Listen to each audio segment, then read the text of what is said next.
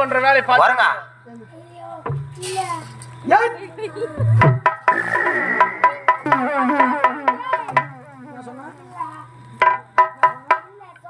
சர்வசாதாரணமா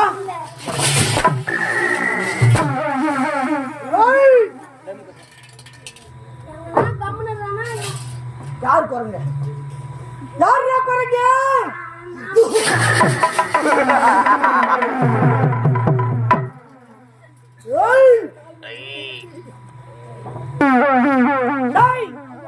நான் சிரித்தால்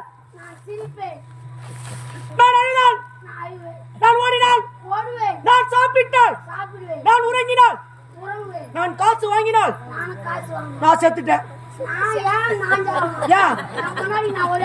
அப்ப மத்தவங்களா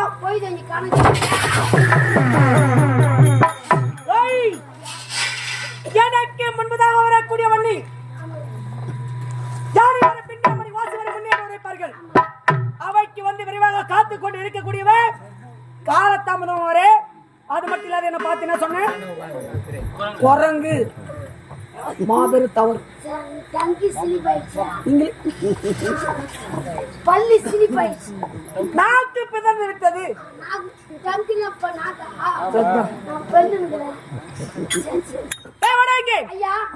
இந்த விசேஷ பருவமழையில் 72 வல்ல வானசாலைக்கு தலைவராகவும் மக்கள் பற்று மன்னனாகவும் வாலி என்ற பெயர்படுத்தி என் நாட்டு மக்களுக்கு எந்தவித குறையுமில்லாமல் சீரோடு சிறப்போடு அரசாட்சி செய்து கொண்டு வருகிறேன். அப்படி இருக்கும்போது இந்த உலகத்தில்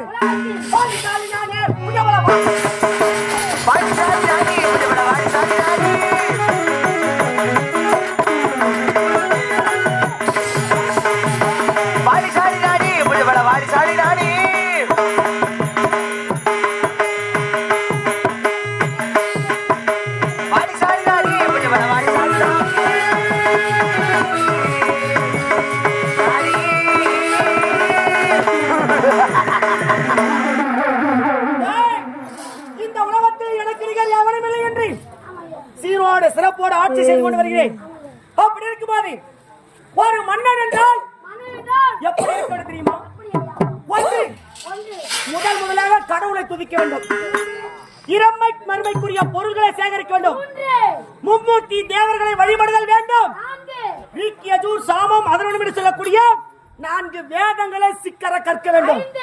5 பஞ்சபூதங்கள் நிலம் நீர் காற்று ஆகாயம் அக்னி என்று சொல்லக்கூடிய 5 பஞ்சபூதங்களிலே தன்னுடைய மனதிலே நிலைநிறுத்த வேண்டும். இலக்கிய இதிகாசங்களை கற்க வேண்டும். 7 கடலுக்கு சென்று தீர்த்தம் நாட வேண்டும். 8 திசையும் சென்று சிவனை கோரி வழிபடுதல் வேண்டும். 9 நவக்கிரகங்களை போல் ஆட்சி செய்ய வேண்டும். 10 கண் காது மூக்கு வாய் இப்படி சொல்லக்கூடிய தன்னுடைய உடலில் இருக்கக்கூடிய 10 தசைவாயுக்கள் புரியில்லாமல் இருக்க வேண்டும். 11 கங்கைகளுக்கு சென்று நீராட வேண்டும். 12 நாமதேவனுடைய சூரிய பகவானை வழிபடுதல் வேண்டும். 13 அஸ்தம் என்றால் கரம். இந்த கரத்திலே செங்கோலை தாங்கி வானர கூட்டத்தின் தலைவனாக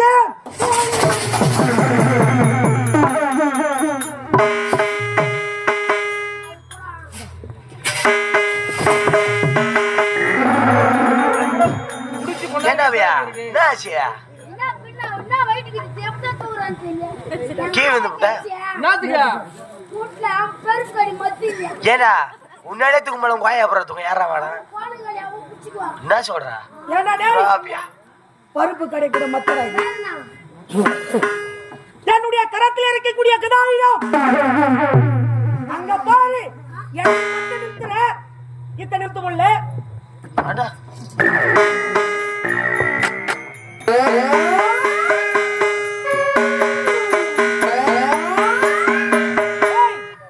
குடுபடி போய் இது வரைக்கும் சுத்தினா கூட நீ அப்படியே தான் சுத்தி நடக்கணும். அங்கே போட்டு நவுத்த மாட்டேன். ஏய் எப்படிப்பட்ட தெரியுமா? ஒரு யானைக்கு எத்தனாயிரம் பலம் வீரம் தெரியுமா? ஒரு யானைக்கு 16,000 பலம் புரியுது ஒரு யானை. அதே போல நான் அதாவது பூதகணங்கள் எப்படி இருக்கு தெரியுமா? 4 பூதகணங்கள் சேர்ந்தது 16,000 எத்தனை 16,000. அப்படி 4 பூதகணங்களுக்கு எவ்வளவு பலம் இருக்கிறதோ அதை போல இந்த வாளிக்கு பலம் இருக்கிறதுனா. ஆமா, அப்படி இருந்தாலும் டேய் நான் யார்? அதாவது இந்த வானர கூட்டத்தின் தலைவன். ஒரு நேரத்திலே தானவராகிய அரக்கர்கள் ஒருபுறமோ வானவராகிய தேவர்கள் ஒருபுறமோ ஒன்று கூடி ஆலோசனை கூட்டம் நடத்தினார்கள். எதற்காக தெரியுமா? பார்க்கடலிலே அமிர்தம் கடைய வேண்டும் அப்படி என்று ஆலோசனை கூட்டம் நடத்தினார்கள். அப்படி பார்க்கடலை ஒரு பாண்டமாகவும் மந்திரகிரி மலையை மத்தாகவும் வாசி என்று சொல்லக்கூடிய பாம்பை கயிறாக கொண்டு சந்திரனை தூணாக நிறுத்தி அசுரர்கள் ஒருபுறமும் பார்க்கடலே அமிர்தம் கடைய தொடங்கினார்கள். அப்படி தொடர்கின்ற நேரத்திலே அசுரரும் தேவர்களும் மாறி மாறி அமிர்தத்தை கடைந்து கொண்டிருக்கிறது. எப்படி தெரியுமா? தேவர் இருக்க அசுரர் இருக்க, தேவர் இருக்க அசுரர் இருக்க.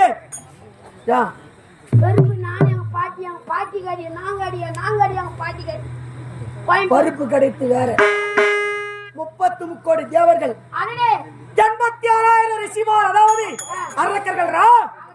அப்படி 80 கோடி ஆயிரம் அவர்கள் இருவரும் மாறி மாறி இழுக்கக்கூடிய நேரத்திலே அசுரர்கள் பலம் அதிகரித்தது, தேவர்கள் பலம் குறைந்து கொண்டே வருகிறது. மந்திரகிரி மலையானது தேவர் பக்கம் சாய தொடங்கியது. அப்படி மலையானது தேவர் பக்கம் சாய்ந்து விட்டால் அமிர்தத்தை கடந்து வெற்றி பெறக்கூடியவர்கள் யார்? அசுரர்கள். அதனால் தேவர்களை காப்பாற்ற வேண்டும், அசுரர்களை அழிக்க வேண்டும் என்று என்னுடைய பழக்கம் என்ன தெரியுமா? அனுதினமும் 8 திக்கு சென்று சிவனை கோரி வழிபடுதல் வழக்கம். அன்று பார்க்கடலே அமிர்தம் கிடைக்கின்ற நேரத்திலே நான் சென்றிருந்தேன், சிவனை நோக்கி தவறு செய்து கொண்டிருந்தேன். அமிர்தம் கணிந்தார்கள், தேவர்கள் பலம் குறைந்து கொண்டே போகிறது. என்னடா இது? தேவேந்திரனுக்கு மகனாக பிறந்தவன் நான். அப்படி தேவர்கள் பலம் குறைந்து அசுரர்கள் பலம் அதிகரித்தால் இந்த நாட்டியை அழித்து விடுவார்கள், அசுரர்கள் அமிர்தத்தை பெறவே கூடாது என்று ஓடி சென்றேன். தேவர்கள் அனைவரையும் ஒருபுறமாக வைத்து விட்டேன். அந்த அசுர கூட்டத்திற்கு எதிராக நான் ஒருவனாக நின்று அமிர்தத்தை கடந்தேன். எப்படி தெரியுமா? நான் இருக்க அசுரர் இருக்க, நான் இருக்க அசுரர் இருக்க, மாறி மாறி இருக்கின்ற நேரத்திலே முதலாக பிறந்தது ஒன்று. அதை சொல்லக்கூடாது இருந்தாலும் சொல்லி ஆகணும். முதலாக அந்த அமிர்தம் கலைகின்ற நேரத்திலே தோன்றியது மூதேவி. மூதேவி தான் இத்தனை சொல்ல நீங்க சொல்லிட்டேன். மூதேவி தான் முதலாக தோன்றுகிறார். அதன் பிறகு அதாவது 32 விருதுகள் பிறந்தது. அதன் பிறகு அமிர்தமும் கிடைத்தது. அந்த அமிர்தத்திலே 4 பெண்மணிகள் தோன்றினார்கள். ஆமா, முதலாக தோன்றியவள் அவள் தான் அழைக்குரியவள் லட்சுமி.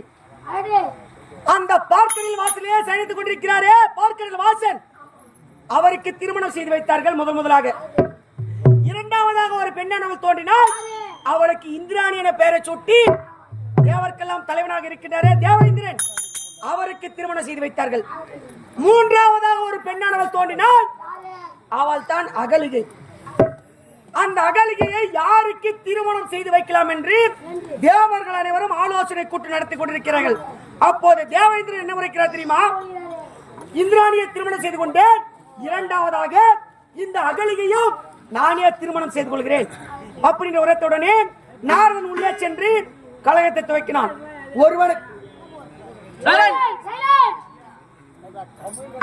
ஒருவனுக்கு ஒருத்தி என்ற பழமொழியை விடுத்து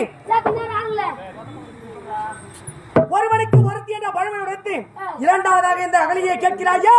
சரி, இந்த அகலிகையை திருமணம் செய்ய வேண்டும் என்றால் யார் ஒருவர் இந்த உலகத்தில் 2 தலை உள்ள பசுவை கண்டு வருகிறார்களோ அவர்களுக்கே இந்த அகலிகை என்று முடிவெடுத்தார்கள். தங்கையா ரெண்டு தலை பசுமாடு அங்கிதையா சொல்றா. உடனே நாரதன் என்ன செய்தார்? உலகத்தையே சுற்றி வளம் வந்து கொண்டிருக்கிறார். அந்த நேரத்திலே கௌதம முனிவர் தன்னுடைய ஆசிரமத்திலே தவம் செய்து கொண்டிருக்கிறார். அது சமயத்திலே அவருடைய ஆசிரமத்திலே இருக்கக்கூடிய ஒரு பசுவானது கன்று ஈன்றெடுக்கக்கூடிய சமயத்தில் இருக்கிறது. கண்ணு போட்டா ஆமாண்டா கண்ணு போட்ட இருடா கன்று ஈன்றெடுக்கக்கூடிய சமயத்தில் இருக்கிறது. இதை வேகமாக வந்தான் நாரதன். ஆகாயமாக நின்று பார்த்து விட்டான். உடனே சென்றான். அந்த பசுவின் அருகாமையிலே சென்று பார்த்தால் கன்று ஈன்றெடுக்கும் பொழுது எப்படி ஈன்றெடுக்கும் தெரியுமா? அதாவது தாய் பசு தலை முன்னே இருக்கும். கன்று ஈன்றெடுக்கும் போது பின்னாடி என்ன வரும்? இரண்டையும் பார்த்தால் எப்படி இருக்கும்? இருதலை பசுவை தேவர்கள் அனைவருமே எப்போதுமே முற்றுத்துறந்த ஞானிகள். முட்டை தொன்றவங்களடா, முற்றும் துறந்தவர்கள். மண்ணாசை, பெண்ணாசை, பொன்னாசை, அது இல்லைன்னா இந்த உலகத்துல உயிர் வாழ முடியுமா? சரி, இரவெல்லாம் கத்துற, காலையில போய் எதுக்காக எங்க போய் சாப்பிடுற? ஏன் சாப்பிடுற? பசிக்குது, அதனால தான். அது பசிக்குது. தேவர்களுக்கு பசி எடுக்காதுடா. அமிர்தம் உண்ட நாளில இருந்து தேவர்களுக்கு பசி எடுக்காது. ஆமா, நீங்க கேக்குறத பார்த்தா வேற ஏதோ சாப்பிடுற மாதிரி தெரியுது. சொல்றது கேளு. அப்படி பார்த்த உடனே நாரதன் ஓடி சென்றான். கௌதமனுடைய கரத்தை பிடித்து 3 முறை வலம் வந்தான் பசுவை.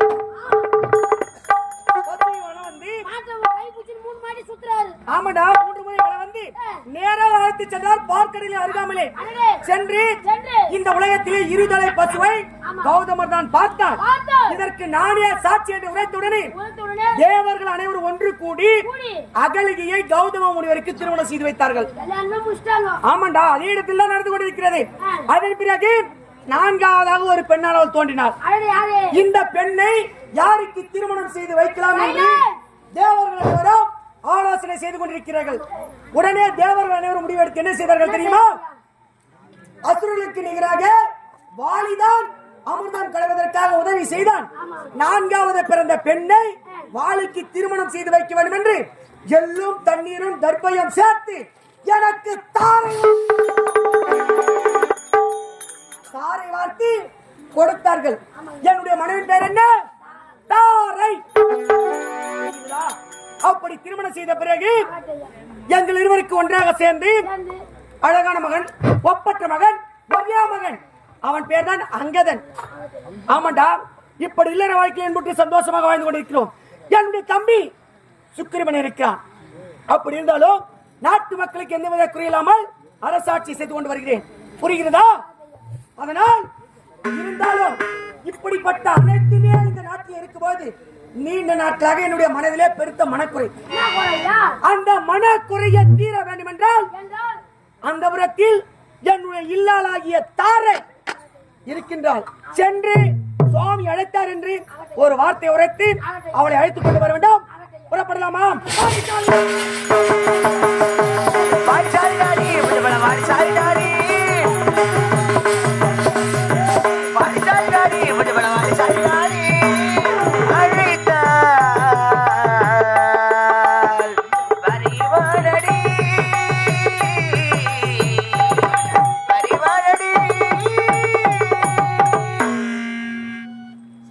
வணக்கம்.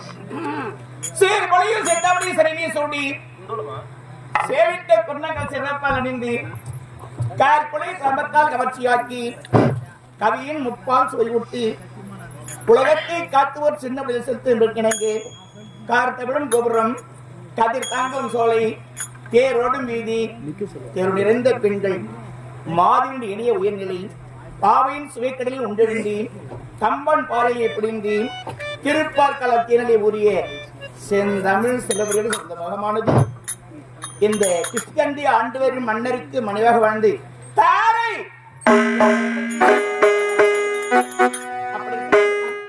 இந்த உலகத்திலே பெண்களாக பிறந்து விட்டால் குடும்பத்தை பொறுப்புடன் நடத்துவது கடமை, கணவனை மதியாது இருப்பது கைமை, கருப்புடையர் வாழ்வது மகிமை, அவள் மனம்போன போக்கில் நடப்பது மடமை, அவள் அணிய வேண்டிய ஆபரண நானுடமை, சேர்க்க வேண்டிய செல்வமோ அன்புடைமை, பிள்ளைகளை நன்றாக வளர்ப்பது பண்புடைமை, துன்பத்தை கண்ட தோழாமை மதிப்பு என்பதற்கு இணங்க என்னுடைய கணவர் இந்த கிஷ்கிந்திய வனத்தை கண்ணிக்கழகு கருணை, பெண்ணிக்கழகு தாய்மை, மன்னனுக்காக சிறந்த செங்கோல், மனிதன கழகு வீரம், மனைவி கழகு கற்பி, மைந்தன கழகு அறிவி, செல்வர் கழகு கொடை, எங்க அமர்ந்திருக்க எல்லோருக்கும் அழகி என்று தெரிவித்துக் கொண்டு அதிகாலை எழுந்தேன்.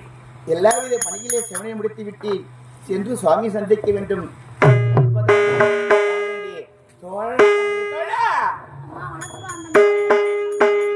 அண்ணா இருக்கிறியா? சௌகரியமா? நலமா? மணி ஒரு என்பது கிடையாது. மணி அம்மா போட்டோ நிலம் வித்துட்டாங்க, இப்பதான் கம்பெனி கட்டிக்கிறான்.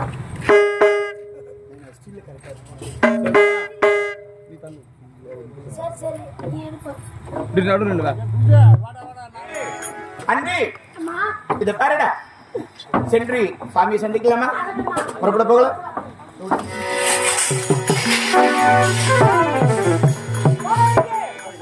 அந்த மரத்திற்கு சென்றாயா?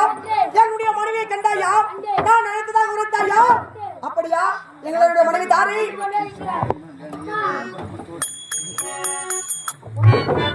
என்ன தாரி? சுவாமி தன் கண்டது வாழ்வழிகள் ஏற்க வேண்டும்.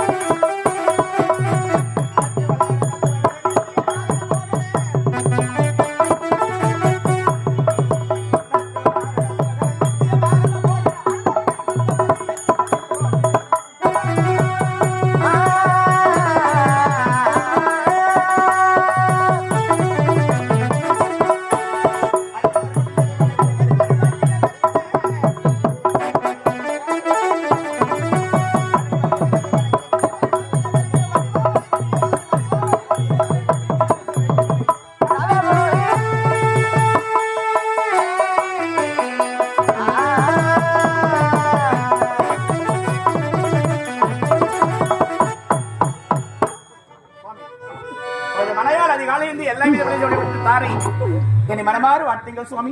கண்ணிய தாரின் பாதம் பணிந்து நின்ற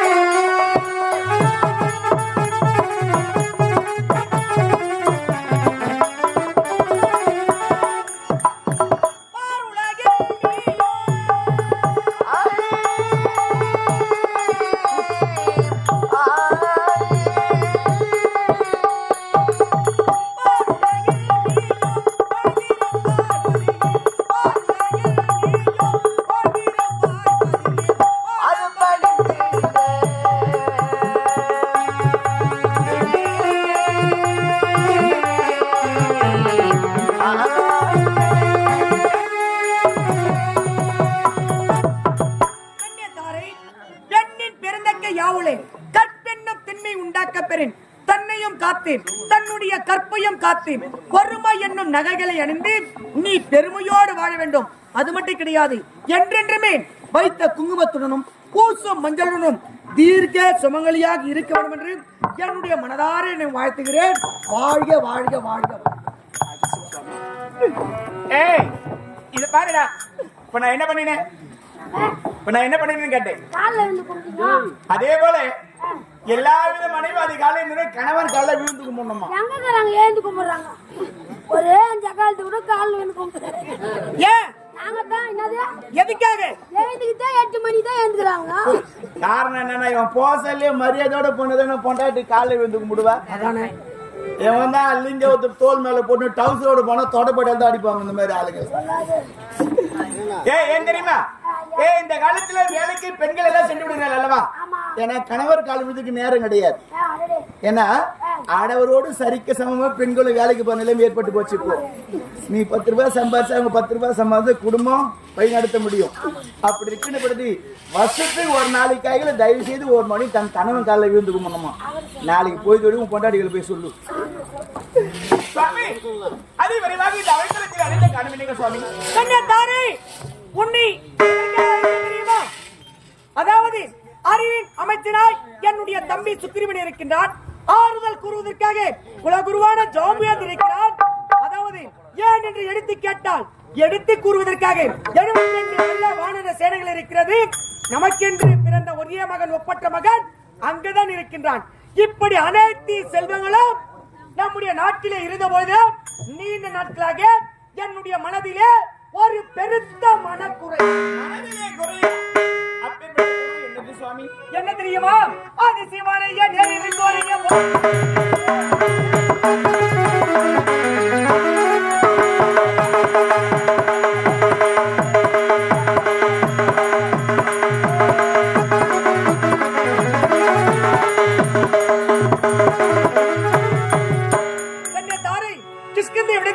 இமாச்சலம் சென்று கோரி அரிய பெரிய வரங்களை பெற இருப்பதால் வேறமில்லாமலே போய்வா என்று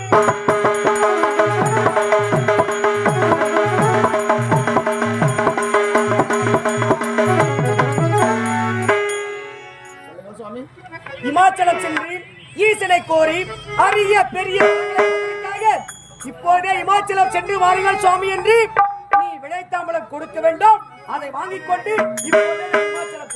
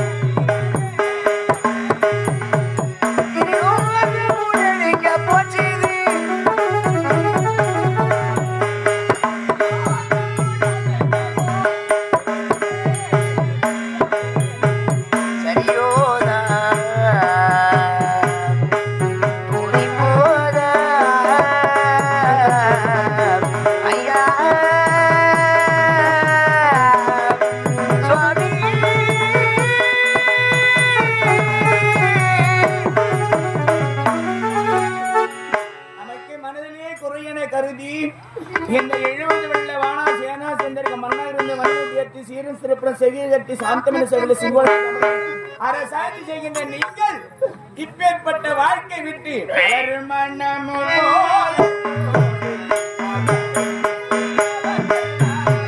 வளரும் மனமும் போல கூடி வாழ்வதை விட்டு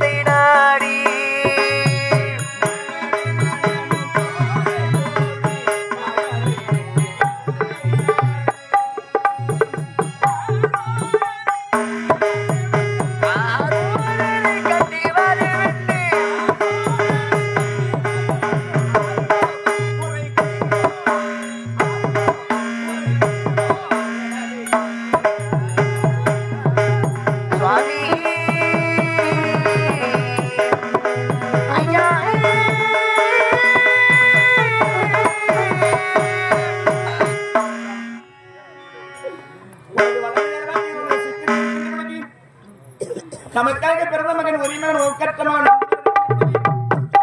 இதையெல்லாம் காலமறிந்து கடவுள் நிறைவேற்ற மடவனாக இருக்கின்ற பொழுது மரபுரி தரித்து ஒருவரம் கொண்டு இமாச்சலம் செல்லத்தான் வேண்டுமா சுவாமி? கன்னியாதாரி எதிர்மார் உரையால் பதிர்மார் வரதை என்று உரைப்பார்கள். உண்மைதான் சுவாமி. உன்னிடத்தில் நான் கேட்டது இமாச்சலம் செல்ல வேண்டும், ஈசனை கோரி தவம் செய்ய வேண்டும், அதற்கு விடை கொடுக்க வேண்டும் என்றுதான் ஒரே ஒரு வார்த்தை கேட்டேன். போக வேண்டாம் என்று வலியுறுத்தினாயே.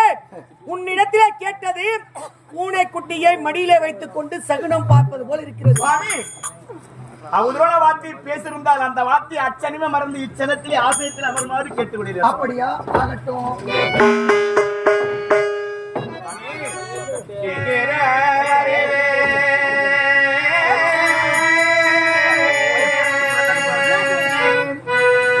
தட்டு தட்டு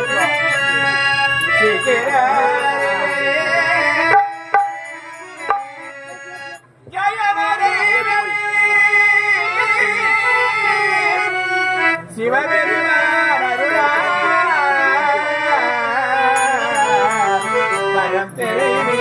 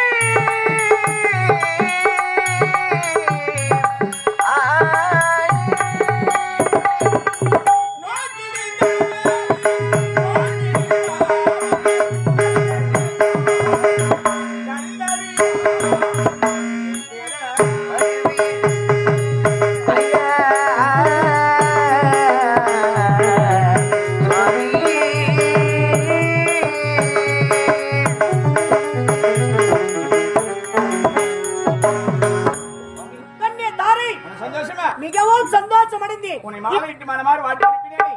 இப்போதே இஸ்கிந்தை விடுத்து இமாச்சலம் சென்று ஈசனை கண்டு அரிய பெரிய வரங்களை இப்போதே பெற்று வருகிறேன்.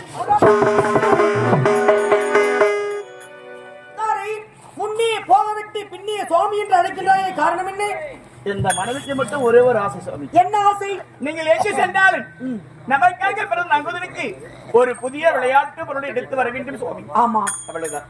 கன்னியாதாரி, நானோ செல்வது இமாச்சலம், ஈசனை பெற்று வரம் பெற்று வருவது. அதாவது எங்கே வெளியே சென்றாலும் நம்முடைய மகன் அங்கதன் விளையாடுவதற்காக ஒரு விளையாட்டு பொருள் ஒன்று கொண்டு வருவேன். அதை மறந்துவிட போகிறேன் என்று நினைவூட்டுகிறார். நினைவுபடுத்துகிற வேறொன்று கிடையாது. நினைக்க வேண்டாம்.